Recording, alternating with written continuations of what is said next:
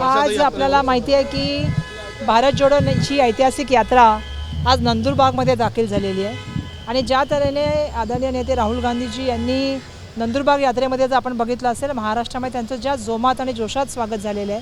ही यात्रा मणिपूरपासून मुंबईपर्यंत आहे।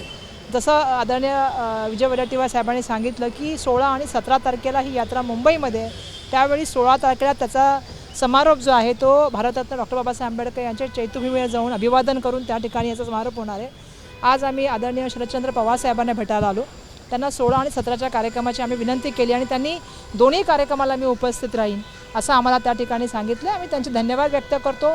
17ला शिवतीर्थावर म्हणजे शिवाजी पार्कवर होणारी सभा ही सुद्धा ऐतिहासिक सभा होईल आणि मोठ्या संख्येने इंडिया अलायन्सचे पदाधिकारी आणि सगळे नेते त्यामध्ये सामील होतील असं मला या ठिकाणी सांगायचं आहे।